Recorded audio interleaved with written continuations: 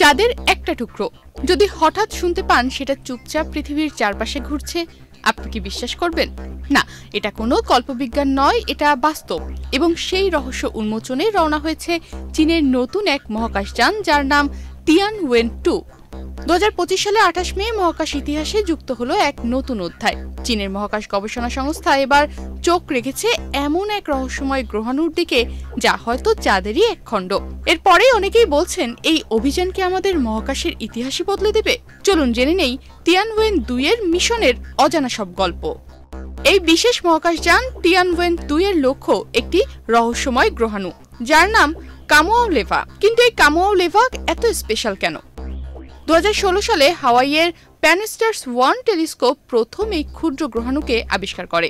এই পাথুরে বস্তুটা সূর্যের চারপাশে ঘুরলেও আশ্চর্যজনকভাবে সে যেন পৃথিবীর সঙ্গেই নাচছে, একটা নিখুঁত সঙ্গীতের মতো। আর সবচেয়ে চমকপ্রদ বিষয় কি জানেন? এই কামোয়াও-লেভাকে ঘিরে সবচেয়ে চমকপ্রদ তথ্যটা হলো এর আলো প্রতিফলনের ধরন চাঁদের পাথরের সঙ্গে হুবহু মিলে যায়। বিজ্ঞানীরা বলছেন এটা হয়তো একসময় চাঁদের গা থেকেই খসে পড়া অংশ, যা এখন পৃথিবীর পাশ ঘেঁষে সূর্যকে প্রদক্ষিণ করছে।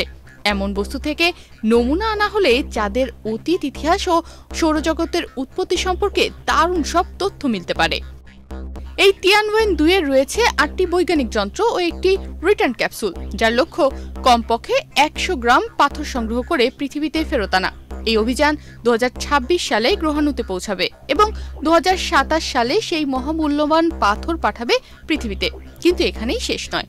নমুনা ফেরত দিয়ে তিয়ানওয়েন-2 আবার যাত্রা শুরু করবে, এবার এক ধূমকেতুর পেছনে, চাঁদের পেছনে নয় বা চাঁদের কোনো টুকরার পেছনেও নয়।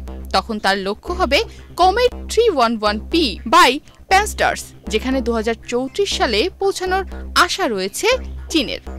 এই অভিযান আমাদের জানাবে সৌরজগতের আদিতে কি ঘটেছিল, চাঁদের ইতিহাস আসলে কি, পৃথিবীর আশপাশে ঘুরে বেড়ানো ছোট গ্রহাণু বা ধূমকেতুগুলো আসলে ঠিক কতটা বিপজ্জনক বা উপকারী হতে পারে। তিয়ানওয়েন-2 মিশন শুধু চীনের নয়, সমগ্র মানব জাতির জ্ঞানের পরিধি বাড়াবে, এমনটাই বলছেন বিজ্ঞানীরা। তবু দিন শেষে অনেকের মনে একটা প্রশ্ন ঘুরছে, চাঁদের ছায়া কি আমাদের চারপাশেই ঘুরছে? তিয়ানওয়েন-2 হয়তো সেই প্রশ্নের উত্তর এনে দেবে হাতে হাতে। তখন হয়তো পৃথিবী থেকে দেখা এক ছোট্ট গ্রহাণু হয়ে উঠবে মহাকাশের এক প্রাচীন ইতিহাসের গোপন চাবিকাঠি। তনিমা রহমান, বাংলাদেশ প্রতিদিন।